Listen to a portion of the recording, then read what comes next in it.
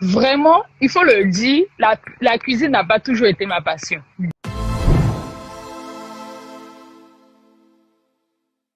Madame Fujian Place, on dit quoi? Ça Mais va. Bienvenue. Yeah.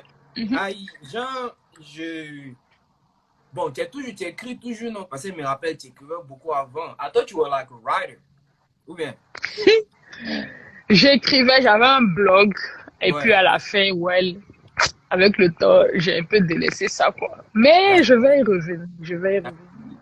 t'as délaissé. Mais Un peu, un peu. donc c'est la cuisine qui est plus ta passion.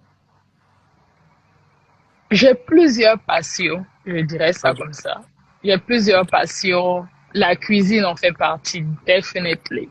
Ouais. Parce qu'ils ne pensent pas que les writers ils laissent tomber comme ça ou bien? En fait, je pense que ce qui m'a un peu découragée, c'est que je me suis habituée à l'anglais Mhm, et j'ai l'impression que mon français est un peu parti mhm. et que genre mon vocabulaire n'est plus aussi riche qu'avant. Donc, Ouais, ça m'a un peu freiné quoi. Mais sinon, j'ai commencé à reprendre et tout. ouais. Les nouvelles habitudes. Ouais, Mhm. je vois. Donc, pourquoi tu as choisi la cuisine pour changer, pourquoi tu as choisi la cuisine pour ton business au lieu d'une autre de tes passions?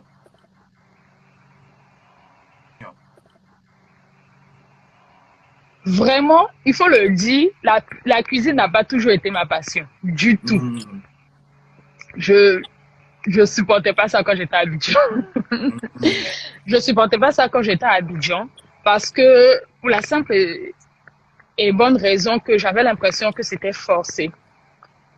En Afrique, on a l'habitude de penser que voilà, la femme doit savoir cuisiner. Si tu ne sais pas cuisiner, c'est que tu n'es pas une vraie femme et tout ça.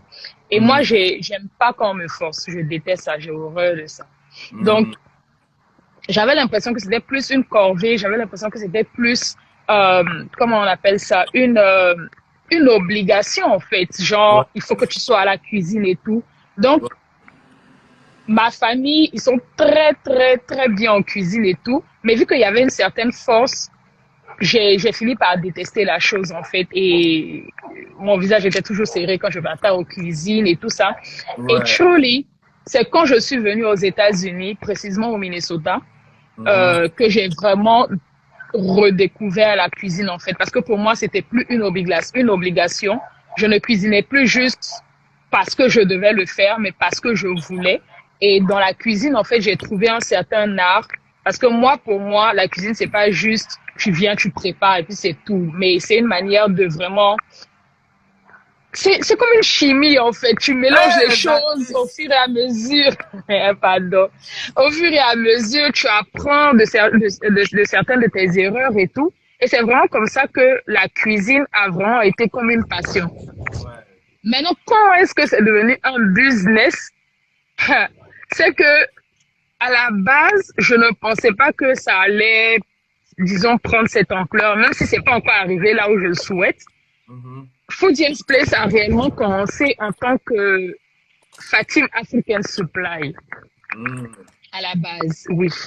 En fait, parce que quand je suis venue au Minnesota en 2015, je suis allée à Mankato, qui est une petite ville, et j'ai remarqué un problème là-bas. J'ai remarqué que il y avait quand même beaucoup d'étudiants africains, mais il n'y avait pas beaucoup Nourriture africaine.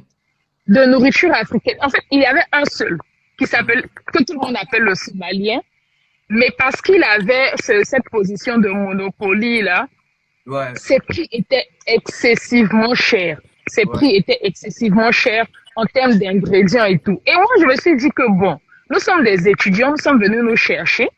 Tout notre argent ne va pas partir dans la nourriture, en fait. Tout notre ouais, argent ne va pas partir dans la nourriture. ouais. Donc, j'ai trouvé ça un peu malsain et tout parce qu'il augmentait les prix. Parce que vu que Mankato a un peu reculé, c'est à 1h30 de la capitale. Mhm. Tu viens d'arriver, tu viens d'un pays étranger, tu n'as pas forcément de voiture, tu connais pas forcément l'État, donc tu peux pas vraiment te déplacer de Mankato pour aller à Minneapolis ou Ouais. Saint-Paul qui est la capitale. Donc tu es Mhm. obligé en fait de te nourrir parce que you're missing back home. Ta nourriture te manque et tout. C'est pas tous les jours que tu vas manger frites, burger. Absolutely. Donc, je me suis dit que bon, qu'est-ce que je peux faire en fait pour non seulement m'aider et pour aider les personnes qui sont autour de moi en fait. Parce que moi, j'ai comme un slogan, là où je dépense beaucoup, il faut que je trouve un moyen de savoir faire ou bien de trouver, je dois trouver un moyen. En tout cas, Donc, je je suis me suis dit d'accord. que moi, j'aime la nourriture. Donc, ton argent ne peut pas partir de la nourriture. Donc, j'avais mon copain qui avait sa voiture. Et donc, je me suis dit, OK, pourquoi est-ce qu'on ne peut pas aller dans la capitale? Peut-être on choisit un samedi, on va dans la capitale et on revient et on revend. Mais à un prix moins élevé que le Somalien nous vend. Et c'est comme ça que ça a commencé. Au début, je ne vendais que les ingrédients parce que je me suis dit, bon, chacun peut, je peux préparer chez lui. Je me Et rappelle. à ça, en fait, j'ai ajouté l'option de delivery, de livraison gratuite. Donc, je me suis dit, OK, si je dois venir faire de ça un business, il faut que d'une manière ou d'une autre, je me différencie de celui qui est déjà présent. Mais attends un peu, attends un peu. Je vais pas te Mhm, couper, mais quand tu partais prendre les trucs pour revendre, tu les prenais mhm. chez le Somalien ou bien tu les prenais ailleurs? Non, non, le Somalien, lui, il était à Mekero, dans ma petite ville. Et Mhm. moi, j'avais l'occasion, en fait, vu que mon copain avait une voiture, de venir aux cities, dans la capitale. Et dans Ok, la capitale, c'est nettement moins cher. ok. Donc, je venais dans la capitale, on prenait plusieurs choses, les choses dont on sait que tout le monde peut avoir besoin, à Ouais. tickets, à locaux, les trucs comme ça. Et donc, je revenais, j'ai juste commencé, honnêtement, avec mon frigo, on s'est acheté un frigo, on s'est acheté une balance. Il n'y avait plus rien d'autre, c'était juste ça. Et donc, on Ouais. s'est dit, OK, même si c'est une fois par mois, on peut aller dans la capitale et tout, et puis commencer le business. Mais je me Ouais. suis dit, qu'est-ce que j'apporte de plus en fait? Oui, c'est vrai, mon prix est un peu est un peu plus réduit que le somalien, mais qu'est-ce que j'apporte de plus? Parce que moi, je trouve que tu peux pas juste te lever dans un business comme ça, il y a déjà des compétiteurs, tu viens, et puis tu n'apportes rien de plus. Ouais. Donc, je me suis dit, OK, c'est vrai, je fais la différence au niveau de mes prix, mais qu'est-ce que je peux ajouter de plus? Donc, j'ai pensé à une livraison. Mekero, c'est une ville qui n'est pas, c'est une petite ville. Je me Mhm. suis dit, bon, je paie pas grand-chose à livrer. Ouais. Honnêtement, si je me suis trop déplacée dans la ville, c'est 20 minutes. Et même ça, vu que Ouais. c'était la plupart du temps des étudiants, on avait comme des campus où il y avait des maisons et tout. Donc, c'était vraiment à 5 minutes, 10 minutes, grand maxi. Donc, je Ouais. me suis dit, OK, j'offre une livraison gratuite et je suis disponible plus longtemps que le Somalien. Disons que le Somalien fermait, je crois, à 20 heures. Moi, tu pouvais m'appeler jusqu'à 22 heures. Mhm.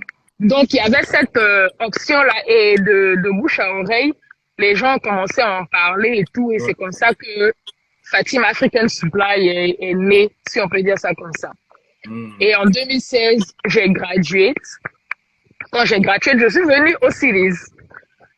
Au Series, c'est différent. Le marché n'est pas pareil. Parce que tout le monde a la possibilité d'avoir les ingrédients. Donc, je Ouais. me suis dit, on n'est plus dans une ville estudiantine et tout. Les Ouais. gens peuvent, la plupart des gens ont des voitures ici, ils peuvent aller acheter leurs ingrédients. Donc, qu'est-ce que je fais? Je convertis. Je ne suis plus niveau ingrédients. Je commence à préparer. Et donc, c'est un peu comme ça que ça a commencé. Et puis, bah, de là, les seasonings ont commencé, les assaisonnements ont commencé. Alors, yo, c'est comment la famille? J'espère que vous avez aimé la petite histoire de Fujian's Place. N'oubliez pas de checker le website fujiansplace.com. Like, comment, subscribe to the channel.